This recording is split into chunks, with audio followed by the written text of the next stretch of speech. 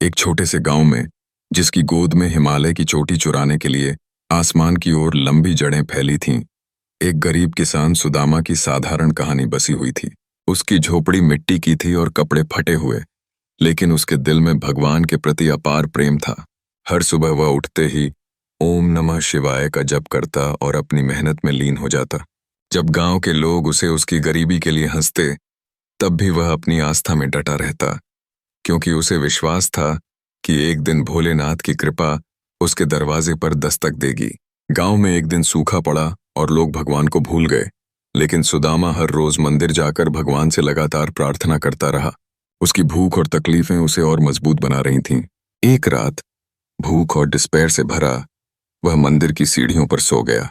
जिस समय उसकी आंखें बंद थीं, तभी अचानक आकाश में बिजली चमकी, घंटियां अपने आप बजने लगीं और मंदिर से निकलते हुए प्रकाश ने उस पवित्र स्थान को समृद्ध कर दिया। तभी भगवान भोलेनाथ प्रकट हुए, नीले कंधों के साथ। उन्हें देखकर सुदामा को विश्वास ही नहीं हुआ। भोलेनाथ ने अपनी करुणामय दृष्टि से कहा, सुदामा, मैंने तेरी पुकार सुनी है।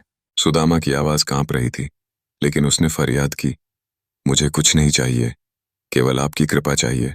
भोलेनाथ मुस्कुराए और अपने त्रिशूल से जमीन पर ठोका। वहां से जल का झरना फूट पड़ा, जिससे धरती पर हरियाली लौट आई। गांव वाले आश्चर्यचकित रह गए। इस चमत्कार ने साबित कर दिया कि सच्ची भक्ति और अटूट विश्वास के लिए भगवान हर समय तैयार रहते हैं। जब वे अंतर्ध्यान हुए तो गांव में खुशियां लौट आईं।